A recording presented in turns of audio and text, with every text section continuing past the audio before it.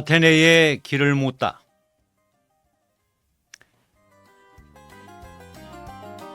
오늘은 그 두 번째 시간으로 솔론의 토지개혁과 이승만의 농지개혁에 대하여 말씀드리겠습니다.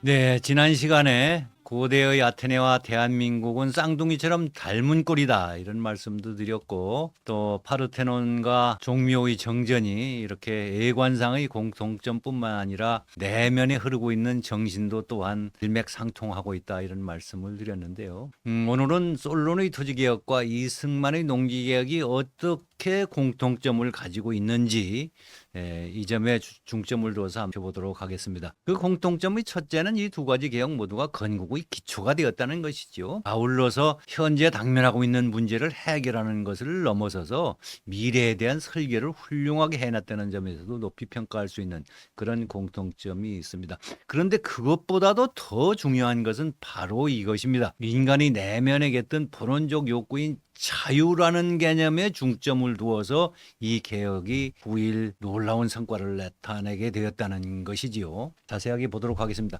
요건 이제 아테네가 처했던 그 당시 시대 상황인데, 여기 가운데 보이는 게 그리스입니다만, 당시 그리스는 터키의 서해안과 그리스 반도에 이렇게 차지하고 있었습니다. 그 중에서 아테네는 아티카 반도의 남쪽, 그 스파르타는 바로 펠로폰네소 반도의 남쪽 끝에 있었는데, 두 나라의 그 큰 차이점 중에 하나는 스파르타는 비가 1년에 한 700mm 가까이 옵니다.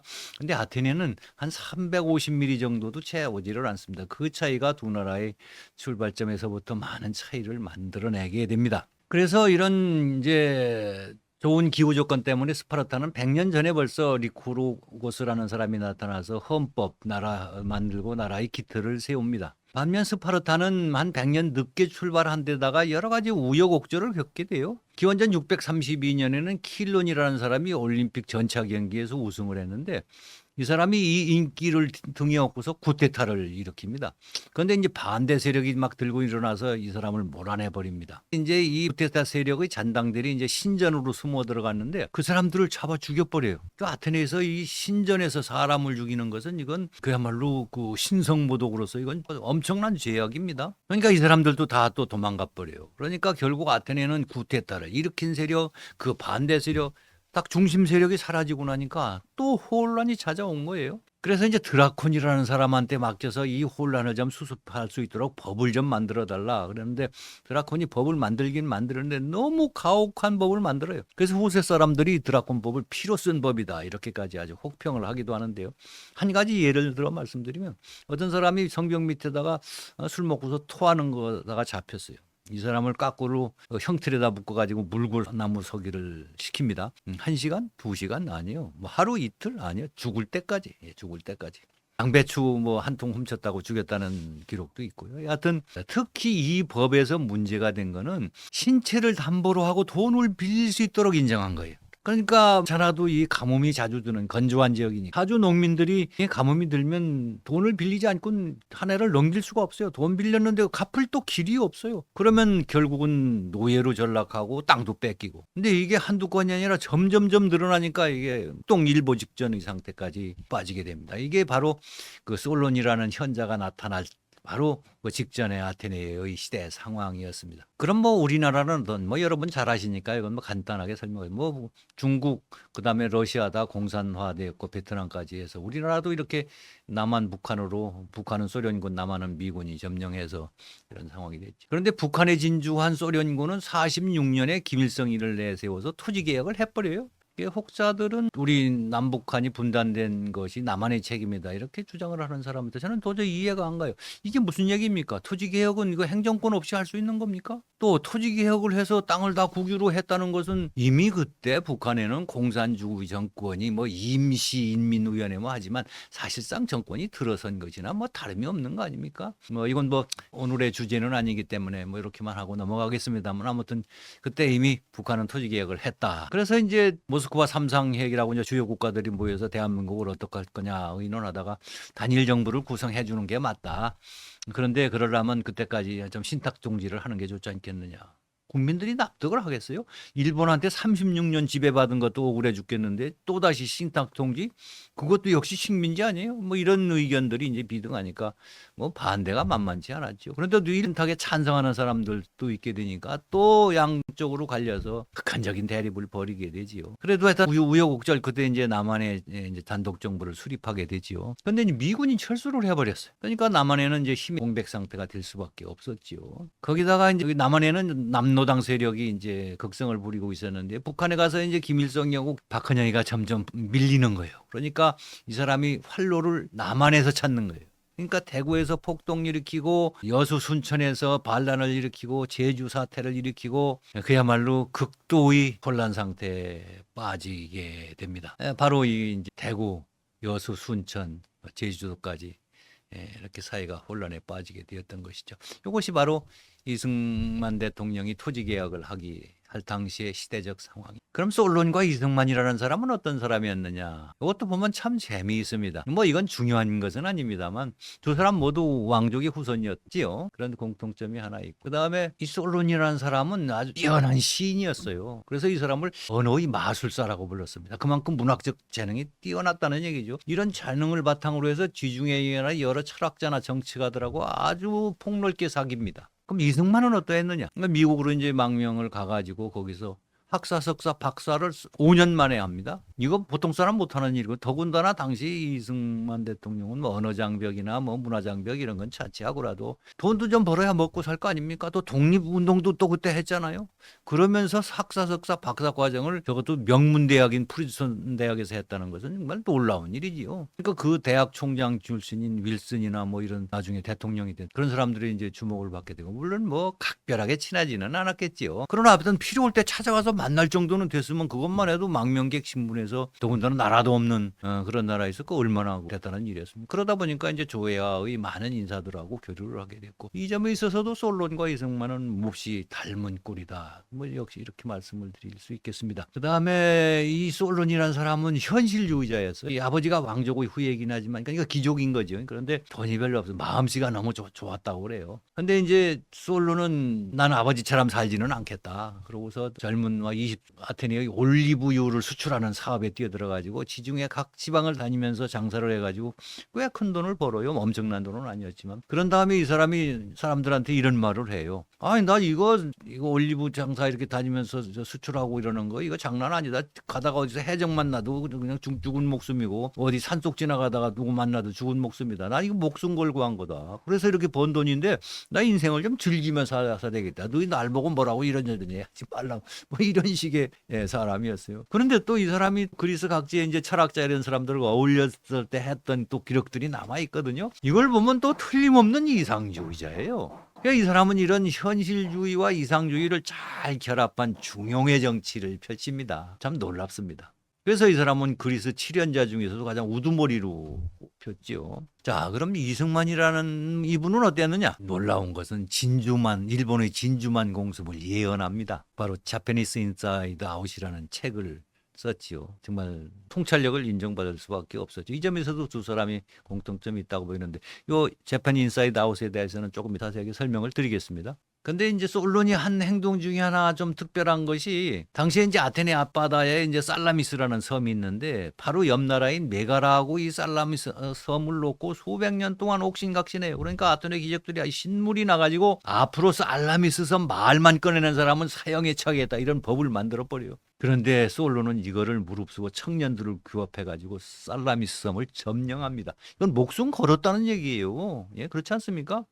정말 뛰어난 실천가이고 행동가였던 것이지요. 자, 그럼 이승만은 어땠을까요? 이승만도 이제 왕족 출신이었다고 했잖아요. 그리고 워낙 또 머리 가지고 똑똑하다는 소문을 들었는지 고종 황제가 무슨 왕실 자문의회인지 뭔지 유명마실 했겠지만 하여튼 그런 데 임명을 합니다. 그런데 느닷없이 어느 날 무슨 만민공동인가 뭐 이런 데 가가지고 뭐 왕정을 폐지해야 된다고 이승만이 주장했다는 거예요. 고종 황제 입장에서는 괘씸하지 않았겠어요? 결국 사형 선고를 받게 옥중에 갇힙니다. 그런데 그 옥중에서 독립정신이라는 책을 써요. 내일 죽을지 모르는 사형수가 감옥 안에서 책을 쓴다?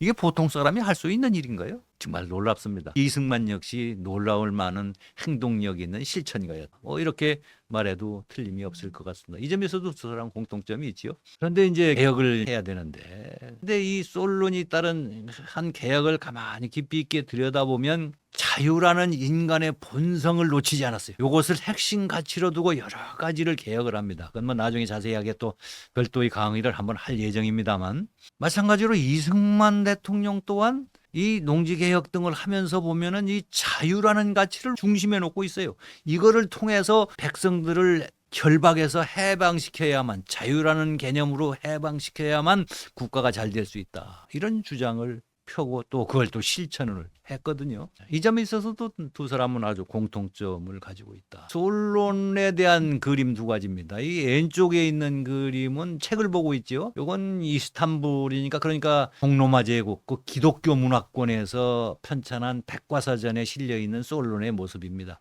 저 모자가 아마 학자들을 뭐 이렇게 표시하는 거라고 그래요. 그러니까 솔론을 학자로 평가했던 거예요. 학식 있는 덕망가로 인식했다는 거죠. 오른쪽은 이슬람 문화권에서 편찬된 책이 실려 있는 건데, 솔론이 이슬람 젊은이들한테 강의를 뭐 하고 있습니다.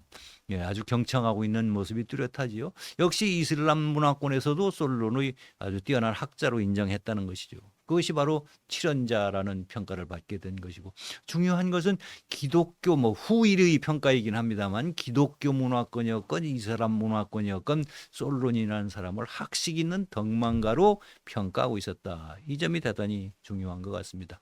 이승만이라는 사람은 어떤 면이 있었느냐? 바로 아까 말씀드린 자펜 인사이드 아웃이라는 책을 좀 보겠습니다. 뭐 1번 그 가면을 벗기다, 이쯤 번역이 될 수 있을 것 같습니다. 이 책이 발간된 것이 41년 7월 달인데요.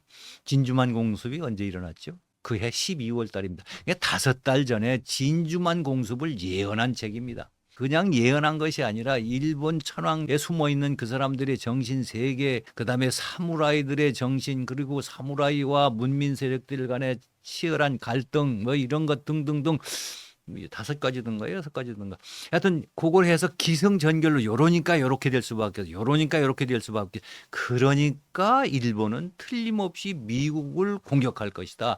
공격하는 순서는 지금까지 이런 나라를 공격했는데 앞으로는 하와이, 알래스카, 호주, 뉴질랜드 넘어서 남미까지 할 것이다. 물론 그 이후의 것은 이루어지지 않았습니다만은 하와이 공격까지는 정확하게 예언한 책입니다. 참 놀랍습니다. 그러나 그 당시 미국 사회에서 이 책을 주목했을까요? 아니죠. 뭐 망명객이 쓴 책인데 누가 그렇게 주목을 했겠어요. 더군다나 그 당시 일본하고 미국은 동맹국이었잖아요. 그래서 또 일본이 미국에다 집요하게 선전전을 펼칩니다. 일본은 절대로 미국을 공격하지 않는다. 또 이게 미국에 있는 이 평화주의자라고 자처하는 사람들이 또 그 말을 믿습니다. 또 일본은 절대 우리 공격하지 않는다. 우리는 절대 일본의 비위를 거스리면 안 된다. 그래서 여러 가지 사건들이 일어나는 것도 다 묻어버려요. 예, 그런 상황에서 뭐 망명객이 쓴 이 책을 누가 귀담아 읽었겠습니까? 그런데 딱 한 사람이 있었어요. 바로 펄벅 여사입니다. 누굽니까? 대지의 작가고 노벨상 수상자입니다. 이 사람이 이승만 박사 이 책에 대한 서평을 씁니다. 긴 얘기지만 짧게 제가 정리해서 말씀드립니다.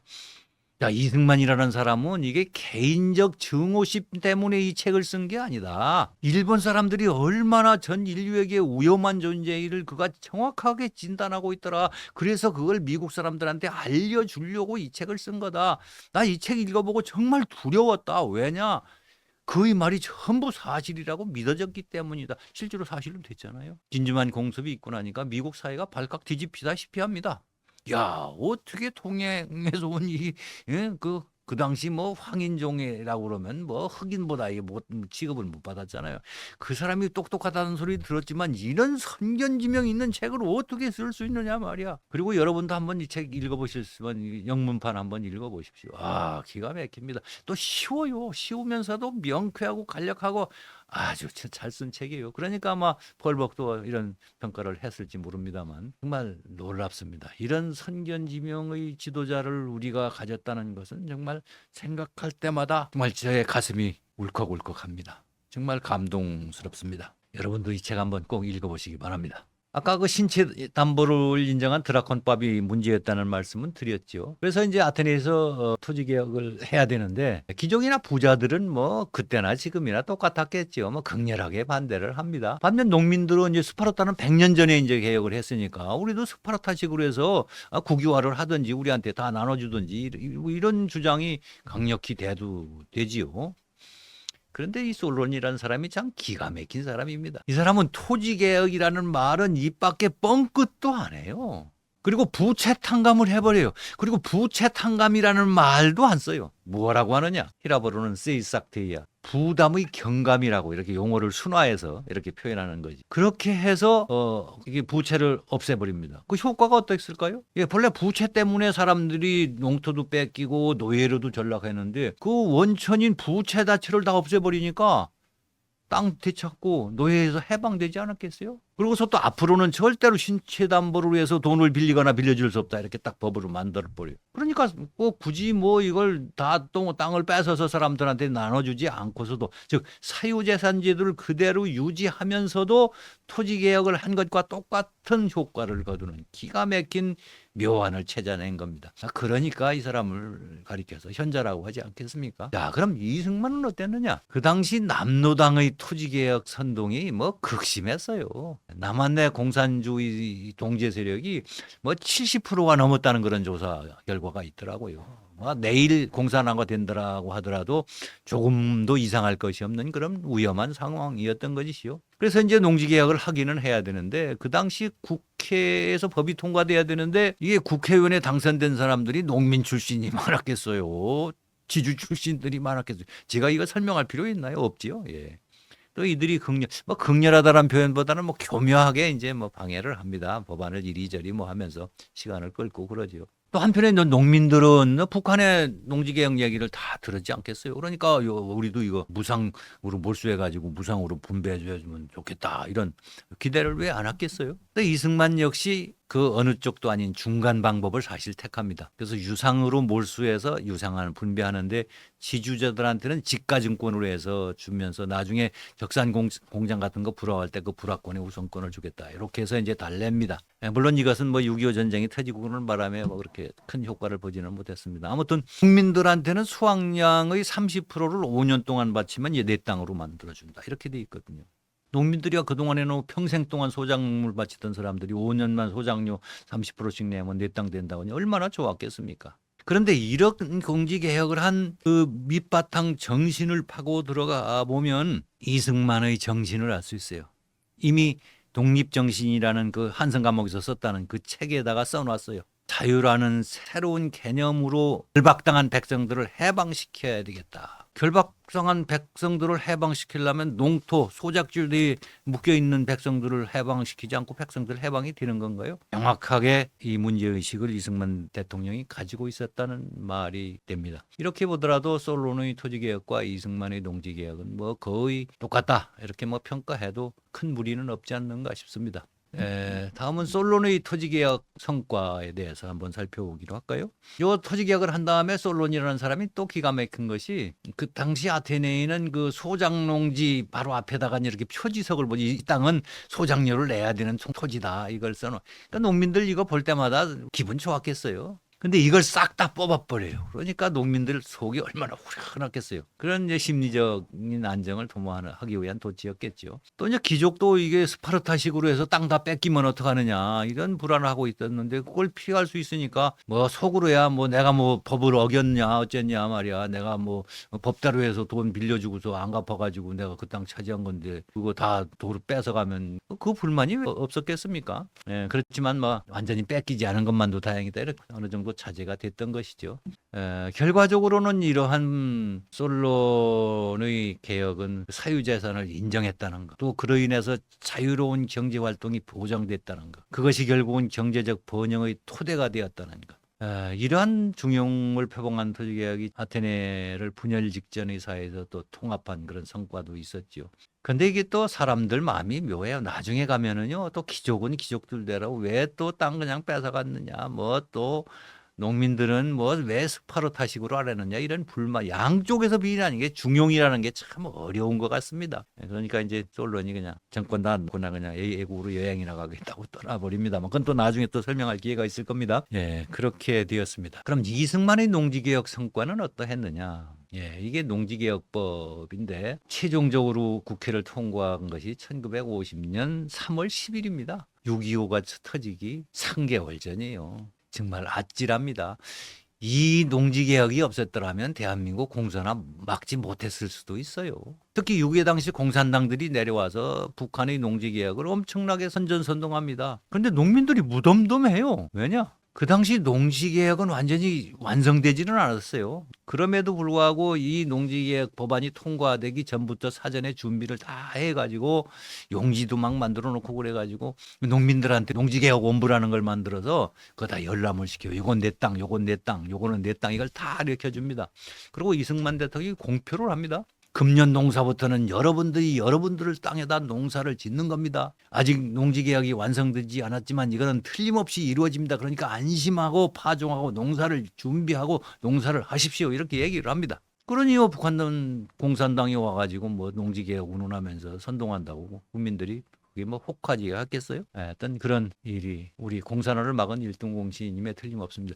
그리고 이것이 가지는 또 하나의 성과는 이게 민주주의 건설이 토양이 됐습니다. 그 당시 우리나라에 어떤 근대적 시민계층이 있었나요? 없었죠. 그런데 이게 땅을 나눠주니까 그 땅을 받은 농민들이 드디어 이제 나도 나 땅이 생겼구나. 이 나라는 참 내 나라다 말이야. 여기서 내가 농사지어서 잘해서 아들 딸도 이제 공부도 시키고 그러면 앞으로 잘 살고 이런 각성이 되는 거죠. 거기다가 또 의무교육을 시행하지 또 남녀 불문하고 다 투표권을 주지. 이러니까 이제 그것이 바로 민주주의 국가 건설을 하는 토양이 되었던 것이죠. 그리고 역시 몰수 유상 분배. 결국은 사유재산 건드리지 않은 거예요. 이게 사유재산이라는 것은 자유의 원천인 겁니다. 자기 재산, 자기 자식과 처자식과 같이 먹고 살 수 있는 토대가 없는데 자유를 주어봐야 그게 자유가 됩니까, 그게? 그리고 이것이 또 자유시장 경제의 밑바탕이 되는 거 아닙니까? 예. 그래서 이승만의 농지개혁은 이런 성과가 있었다는 것을 말씀드릴 수 있고요. 아까도 말씀드렸듯이 이 농지개혁의 밑바탕에 깔려 있는 생각은 우리가 이승만이 감옥에서 쓴 독립정신이라는 책에서 볼 수 있습니다. 자유로운 새로운 개념으로 결박당한 백성들을 해방시켜서 국가를 번영을 이루겠다는 것이지요. 그 이 말대로 지금 우리는 국가 번영을 누리고 있습니다. 그 이승만이 독립정신 한성 감옥에서 썼다는 그 책입니다. 사람들은 이 책을 가리켜서 대한민국의 자유주의 대헌장이다 이렇게 평가를 합니다. 물론 모든 사람들이 그렇게 평가하는 건 아니에요. 어떤 글을 보니까 이 책이 6.1준이가 쓴 서유견문력의 표절이다 이렇게 평가한 책도 있더라고요. 뭐 어떤 사람들이 그런 주장을 하는지는 뭐 제가 말씀드리지 않겠습니다. 여러분들이 이미 다 아실 거니까요. 그래서 제가 꼼꼼히 한번 비교해서 읽어봤어요. 서유견문하고 이 독립정신하고. 물론 뭐 비슷한 시대에 썼던 그러니까 뭐 비슷한 점이 없는 것은 아닙니다. 그러나 이 책의 근본적인 중요점과 장점과 특징은 바로 자유주의에 대한 이승만의 생각이에요. 아까 말씀드렸듯이 자유라는 새로운 개념으로 결박당한 백성들을 해방시켜야만 이 나라가 부강하고 잘 살 수 있다는 생각인 겁니다. 이승만이 부연 설명합니다. 이 세상에 양반이 얼마냐? 1000명 중에 1명밖에 안 되지 않느냐? 그 사람이 아무리 열심히 하고 잘한다고 그래서 이 나라가 부강하고 잘 살 수 있겠느냐? 나머지 999명을 다 해방시켜서 그들이 자유롭게 일하고 생각하게 만들어 주어야만 그 사람들이 열심히 이 나라를 건설하고 이 나라를 부강한 나라로 만들 수 있다. 놀라운 생각이죠. 그 시대가 1904년입니다. 2004년이 아니에요. 1904년 그때만 해도 봉건주의적 사상이 뭐 팽배했던 그런 시대 아닙니까? 정말 놀라운 선각자인 것입니다. 그래서 헌법에다가 그 정신을 그대로 이제 재헌헌법 제86조입니다만 거기다 이제 집어넣지요. 이승만이 어느 미국 친구한테 보냈다는 편지에 나온 얘기입니다. 제가 죄송합니다. 이건 제가 원본은 미처 확인을 못했습니다만 이승만의 생각은 이랬던 것 같습니다. 자유나 민주주의는 이게 헌법에 정한다고 되는 것도 아니고 무슨 뭐 제도를 만드는 것만 가지고 되는 것이 아니다. 결국 정치적 자유와 함께 경제적 자유를 보장해 주어야만 자유와 민주주의가 실현될 수 있다. 그렇게 하려면 5,000년 넘게 대한민국 이 땅에서 유지되어 온 소작제들을 반드시 폐지해야 된다. 내가 그것을 폐지해서 그야말로 세계를 깜짝 놀라게 만들겠다. 이런 이야기가 있다고 그래요. 이건 제가 한번 그 원본을 확인해서 한번 또 보여드리겠습니다. 자, 다음으로 넘어갑니다. 그런데 이 아테네와 대한민국의 농지개혁의 특징을 잘 우리가 명확하게 이해하려고 그러면 이걸 스파르타와 북한하고 비교해보면 아주 명쾌하게 드러납니다. 아테네 대한민국 사유재산 제도를 그대로 유지했다고 그랬죠. 스파르타 북한 사유재산을 부정했지요. 자유를 회복시키는 데 중점을 두었지만 오히려 북한과 스파르타는 뭐 결과론적인 얘기지만은 자유를 박탈하는 수단으로 전락되고 말았지요. 그 결과 아테네와 대한민국에서는 자유로운 경제 활동이 보장되고 또 이 스위스 언론이라는 사람 참 놀라워요. 자유로운 경제 활동을 적극 지원합니다. 환율 인하를 하네요. 2,500년 전에 무슨 경제학 교과서가 있지도 않았는데 환율 인하하면 이게 수출이 잘 된다는 걸 알았어. 물론 젊은 시절에 뭐 올리브 수출 사업을 했으니까 아마 체험적으로 느꼈으리라고 뭐 그렇게 이해는 됩니다만 아무튼 그렇습니다. 화폐 사용을 권장하고 외국인들에게 문호를 적극 개방합니다. 이런 것이 다 그 경제적 번영의 기초가 되는 것이죠. 반면 스파르타와 북한은 자유를 억압합니다. 또 극단적 평등을 추구한다고 하는데 그것도 평등이 달성이 됩니까? 또 하나 좀 우스갯소리 하나가요. 화폐 사용을 스파르타에서 완전히 막습니다. 금화나 은화를 사용도 못하고 보유도 못하게 해요. 그리고 철화폐, 쇠로 된 화폐를 만드는데 뭐 누가 우스갯소리로 지어낸 얘기지만 황소 한 마리를 살려면 황소 2마리가 끄는 마차에다가 이 쇠로 만들어진 화폐를 싣고 가야 됐다. 지어낸 말일지도 모르겠습니다. 하여튼 뭐 그런 말도 있습니다. 그리고 이 사람들은 또 희한한 게 식사도 공동으로 해요. 식사를 따로 하면 거기서 불평등이 생긴다고요. 식사도 똑같이 해야 된다는 것이죠. 예, 거기에서 자유나 창의가 발생할 수 없는 겁니다. 또 이 사람들은 절대로 외국인을 안 받으래요. 폐쇄적 문화에서는 절대로 문명이 발달하지 못합니다. 자, 그 정도로 하고요. 또 다음으로 이걸 한번 보지요. 그래서 결국 어떻게 됐습니까? 아테네와 대한민국은 자유를 만끽하면서 경제적 풍요를 누리고 또 그 자유 속에서 문화와 문명이 발전하는 거 아닙니까? 결국 부강하고 번영된 나라가 됩니다. 그러나 북한과 스파르타 어찌 됩니까? 자유는 없어지고 인권은 무시되지요. 그들이 생각하는 건 오로지 전쟁밖에 없습니다. 결국 군국주의 군사 공동체로 전락하고 결국 불량국가로 남아있게 되는 것입니다. 이 얼마나 명쾌합니다. 이거를 다시 말이 아닌 그림으로 한번 보여드리겠습니다. 네. 뭐 제가 이걸 말로 설명할 필요가 있나요? 한 가지 뭐 제가 첨언한다면 한 국가가 시작될 때, 한 국가의 기틀을 놓을 때 그 지도자가 어떠한 생각을 가지고 어떠한 방향으로 이걸 설계해서 이끌고 갔느냐에 따라서 그 후 자선 만대가 번영을 누리느냐 아니면 초라하게 사느냐 하는 것이 결정되는 것입니다. 다행히 아테네는 솔론이라는 현자가 있었고 우리 대한민국에는 바로 이승만이라는 현자가 있었던 것입니다. 그 덕분에 우리는 이렇게 찬란하고 번영되고 잘 사는 국가로 남아있게 된 것입니다.